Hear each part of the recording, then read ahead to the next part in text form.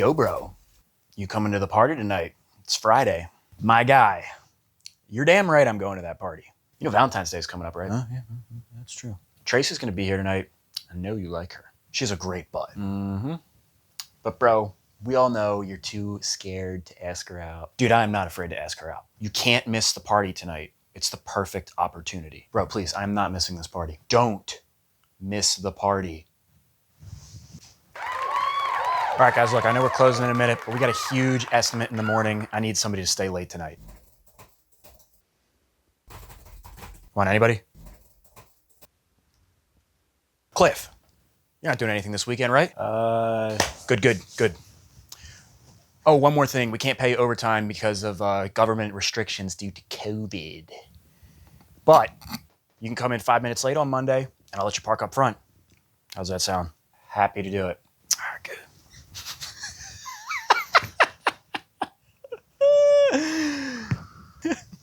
All right, man. Well, I guess I'll see you at 5 after on Monday. Oh, and hey, I'll say hi to Tracy for you. See you, pal.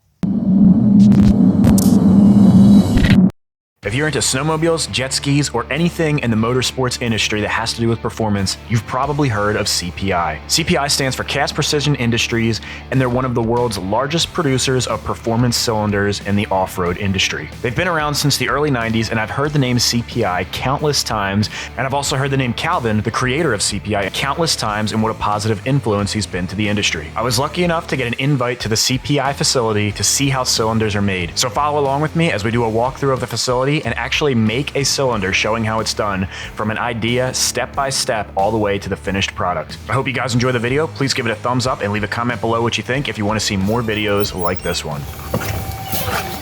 All right, guys, well, we're here at CPI Industries. I know that this has been talked about for quite a while. There's a lot of anticipation and everything. I've been crawling around this place pretty much all morning, and like a kid in a candy shop, it's unbelievable the stuff in here. We have Elaine, the owner here. We've got Mike. Bubba and Dave are behind the camera. Really appreciate those guys coming out here and even getting me here in the first place. You guys can see like right off the bat all these 250R cylinders.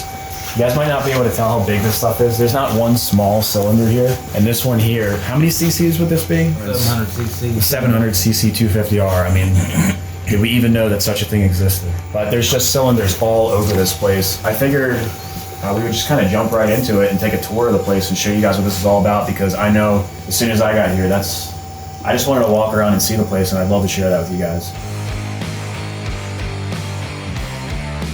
All right, guys, so let's take a walk through the building. We're gonna go through these rooms in order of the process in which the cylinders are designed and made. So this first room is the pattern room. This is essentially where an idea becomes a solid object. Now, CPI makes more than just cylinders. If you've got a good eye, you'll see a lot of different parts around this room. From carburetor float bowls to heads and also crankcases, just about anything that can be cast, CPI can make it. But for purposes of this video, we're gonna stick to cylinders. They'll take an idea and a design for a cylinder and essentially make a master mold out of it. From the externals of the cylinder to the internals of the cylinder, including the ports, water jacket, intake, and exhaust ports. It's all designed in here so that a sand mold can be made in which molten aluminum can be poured. So this is the pattern wall, obviously, and you've got tons of different patterns here. This took a while to amass this amount of patterns, right? Yes, it takes. Yeah, it don't happen overnight. It really don't. No. Anything's a thought in someone's head before it happens. Well, Calvin had a thought. He wanted to be fast, so the only way he could get to where he wanted to be was design his own cylinders. It's pretty complex, pretty complicated, but it all starts in here. So after this step, after you get the pattern box, then what's the next step in the process? Actually, we go to our core room, what we call our core room, and our mold making room. Let's take a look at that. Okay. All right, guys, so we're gonna move to the core room. Now in the core room, you're gonna see a lot of presses, machines, and things that almost look like toys. But these are actually hardened sand molds, which take the form of the patterns that we just saw in the pattern room. These are made out of sand so that after the aluminum cures, they're able to be smashed away, revealing the cylinder. Once a pattern is mastered, essentially sand is put in it, it is compressed, and then a gas is injected into the press, which hardens the sand, creating a mold for aluminum to be poured. Seeing these made truly is an impressive process, and once we're done touring the building, you'll get to see how these sand molds are made. This is the core room.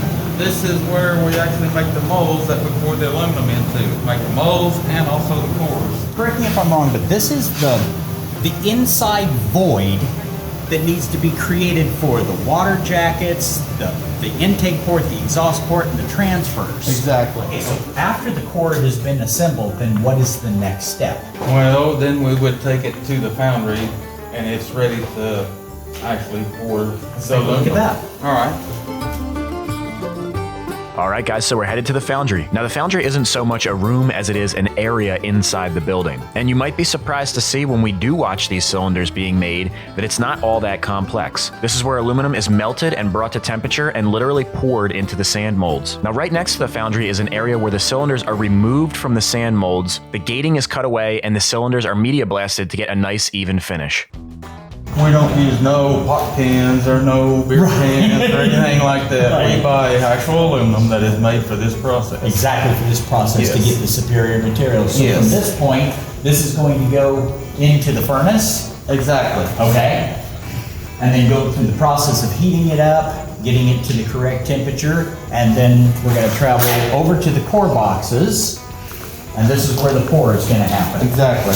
And you can see this is some of the molds we poured today. And then from here, from this point, after they've poured, how long before you can actually start opening them up? Oh, as quick as 30 minutes probably. Okay, You might want some thick gloves right. because they're gonna be plenty warm still, but you can do it that fast. We usually let it set overnight.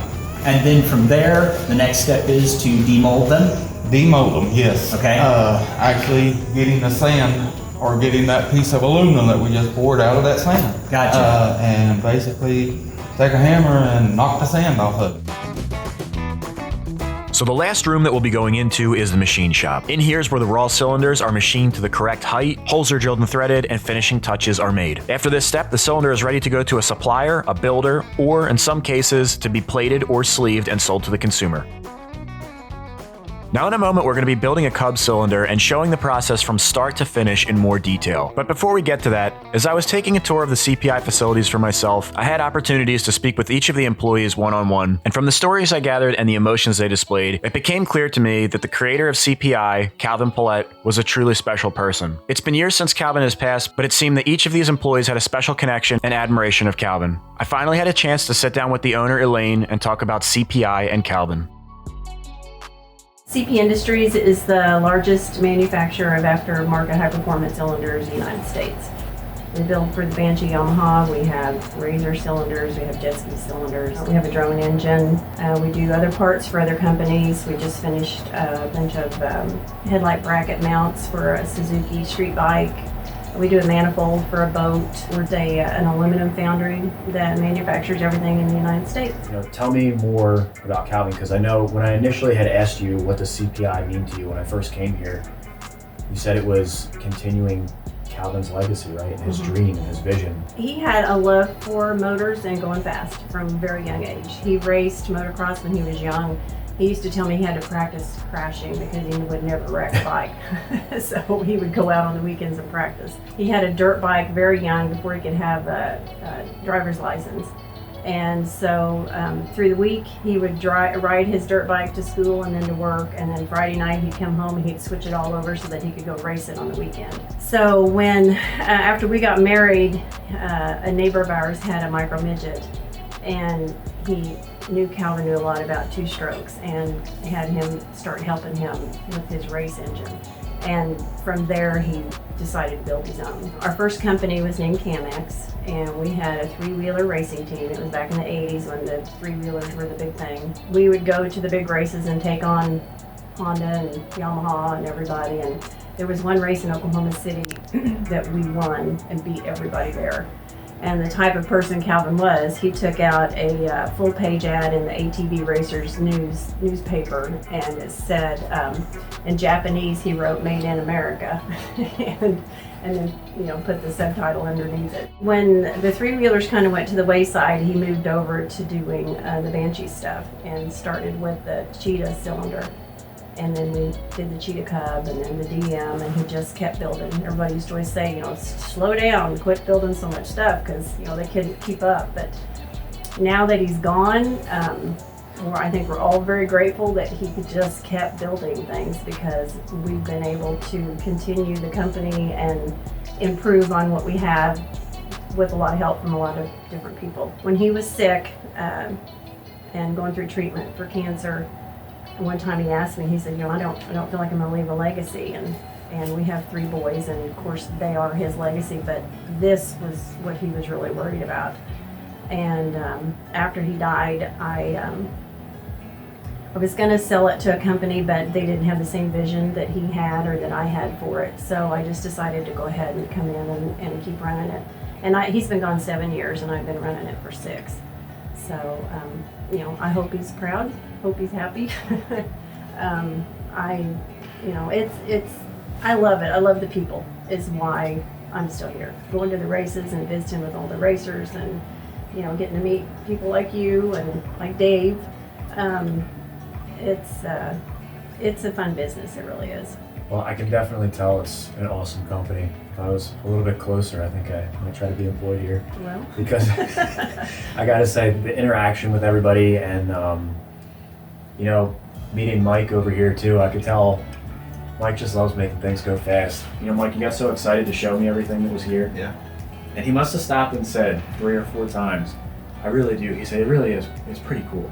And I'm like, dude, it's really cool. And he's like, the best part is, I get to make things go fast.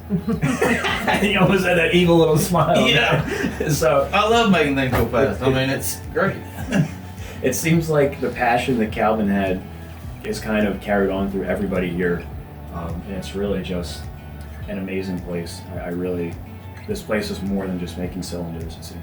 Well, the reason I wanted to do this, Dave and I talked about it, but I don't know if Dave shared with you. He talked to Calvin about doing this before he died. And Calvin told him, I want to do it. I want my grandkids to have, something to look at, that I did. And Dave said that they made a date. Calvin said, let me get through this treatment and then we'll do it here. And he said the date wound up being the week after Calvin's funeral. And so the fact that he wanted this done is why it needs to be done. So, thank you. I think it'd be hard to. I think it's safe to say Calvin meant a lot to all of us. Yeah. All right, guys, enough of the soft stuff. If it isn't clear by now, CP Industries is a place that's filled with passion. So now that you have the story, let's move on to making a Cub cylinder. We're going to start in the core room where we'll make a sand mold. What she's actually doing right now is setting the machine up to blow. I believe she's got the spider box for the Cub mold, for one of the internals that we make for the Cub. And what she's doing is basically getting the machine ready to blow that torque.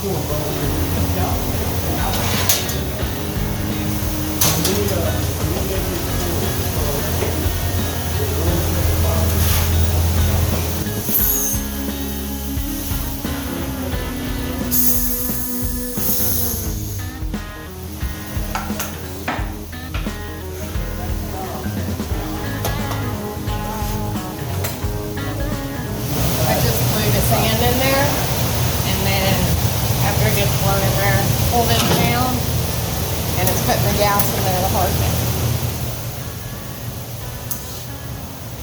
It's making me tear up. When everybody else is backing away, I'm always like, all right, what am I missing here? Oh, I bet. Every cool thing comes with a price, right? Every cool thing comes with a price. With this one, it's the smell. That's right.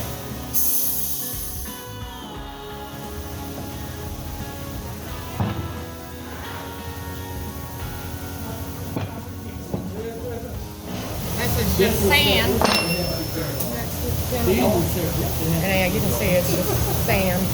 And then just a couple squirts of that gas makes it hard.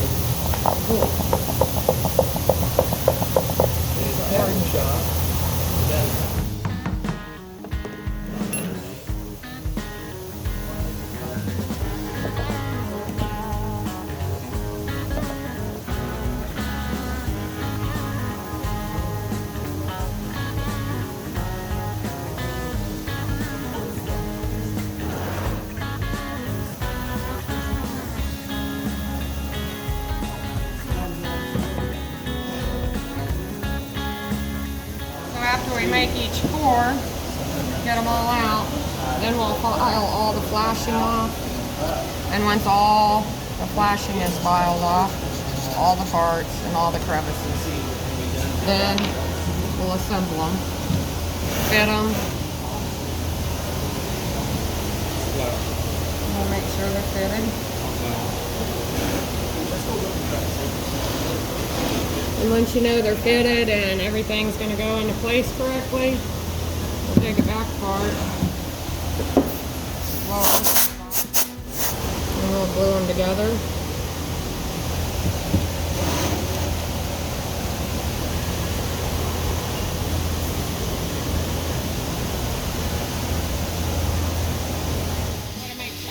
Too much glue on so nothing's coming out. Listen to your cylinders. And then we'll put a weight on them. And now it's set for about 30 minutes. All that's drying, and then after it's dry, we'll daub all the creases. So when the aluminum's poured, there won't be no flashing from the... What he's fixing to do now over here at this other machine is actually make the outside part of the mold that we will set that core in that we just made. He'll spread the sand around and pack it in. What he just did there was actually pack the sand into the mold and all the little creases and crevices.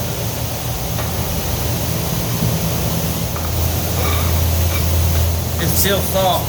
He's going to blow this off slightly to get all the loose sand from the mold. And he will put this gas plate on top of the mold and clamp this whole thing up. And then he will actually inject the gas throughout the sand under air pressure.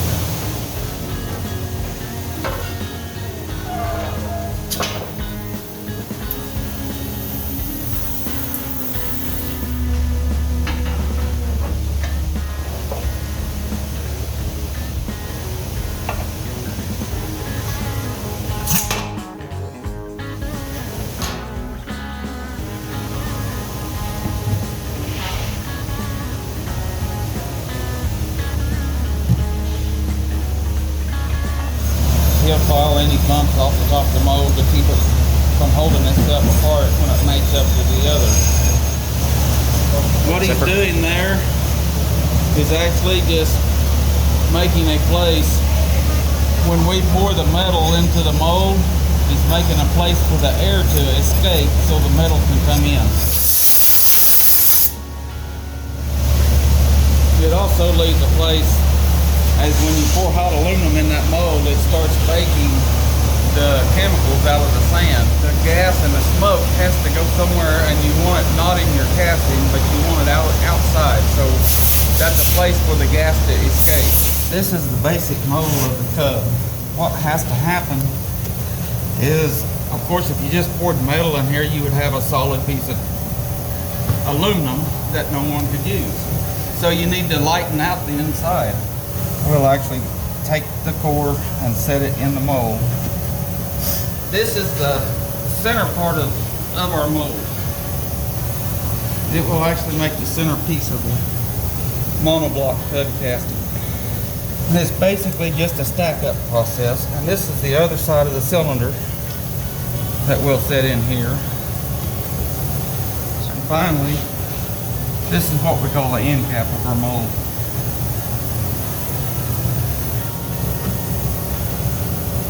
And so everything stacks up. So now, with this centerpiece that you have, could you potentially just keep stacking them and make like a 6-cylinder Banshee? We actually can. Yeah. That's food for thought. However big you want to go. Yeah, yeah. CPI How much industry's going, power do you want? going as big as you want to go. Bigger's better. Bigger's always better. I'm talking this tall right here. At this point, the mold is clamped together, newspaper is put over the holes to keep out dust and debris, and then they're set aside until the aluminum is ready to be poured. What exactly are we going to be doing here? Well, the first thing, when he'll take another temp here in a minute and shut the furnace off, and then that's when we will clean the metal. We're going to throw a flux on top of the metal, and I like to stir the flux in the metal. What I'm doing right now is stirring the flux in the metal.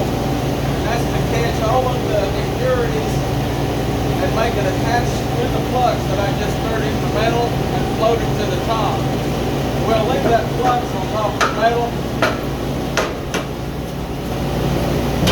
until we after degas it.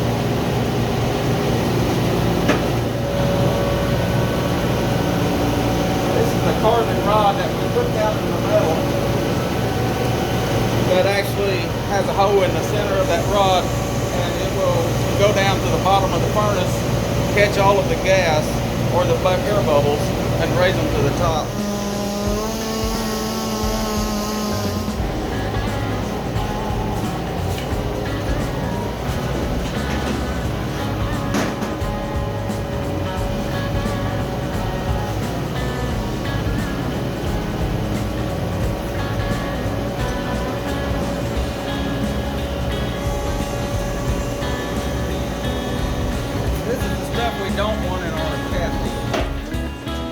Doing now is we're warming up our pots. We always take a minute to make sure our ladle's approximately the same temperature as the metal that we're pouring, and that way we don't lose our heat from here to the mold. We're also really big on keeping our metal really clean. That's the big secret, if there is a secret, is to really clean your metal.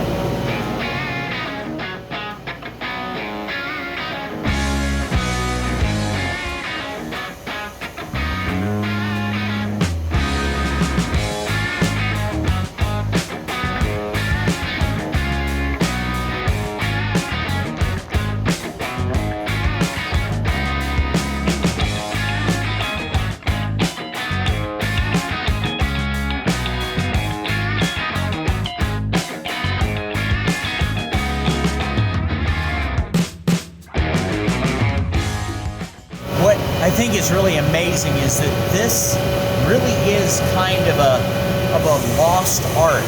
You know, most of this stuff now is automated, but what these guys are doing here is something that's taken them years to learn how to do, and just, it's incredible to watch it and then to see the quality of the end product, because I've worked with CP cylinders for years, and they're just the finest materials are used in making these things, and the whole casting process is just amazing. I want to get in on a pour. Yeah, I want to do a pour. So Dave finally got his chance to pour his first cylinder. Once the cylinders were poured, Mike took them outside to cool. Now typically they let these cool overnight, but for purposes of this video, Mike brought them in early so that he could show us the process. Remedy trick to get the actual casting out of the sand. The BFH.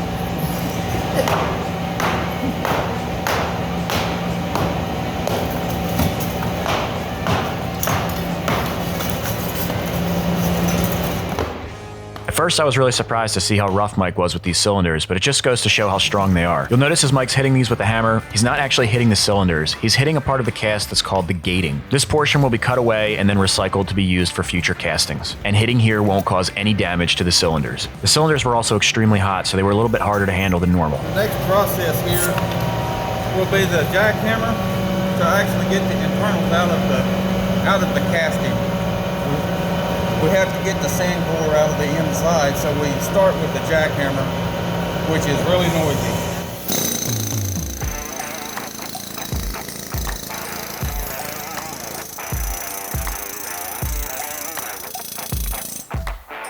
Now that we've got the sand core stuck out of the center of our casting, it's really hot right now, but the next step would be cutting off our gating and riser. This is our bandsaw where we saw all of our gating and risering off.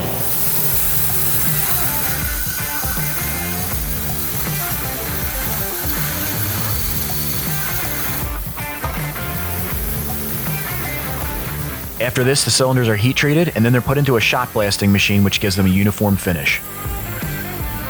We've cleaned it up, we've run it through the heat treat process, and now it is ready for the shock blaster. Just put it in the cage. And what happens here, this cage will actually tumble on the inside, and that causes the part to roll around as shock is being thrown up at the part.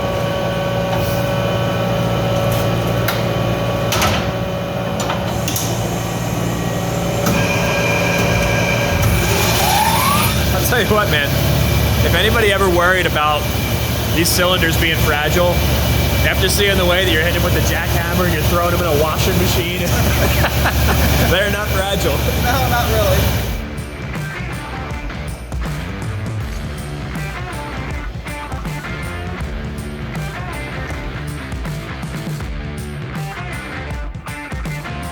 At this point, the cylinder is ready for the machine shop to be machined to the proper height, holes drilled and threaded, and finishing touches made. Well, we start out with this raw casting. We mount it on this fixture here, just like that, and it cycles in the machine, and this probe will come in and touch here to level the cylinder out where it's in line. And then it'll come up here and touch this way to get a center line in the center of the part. And then it just starts milling.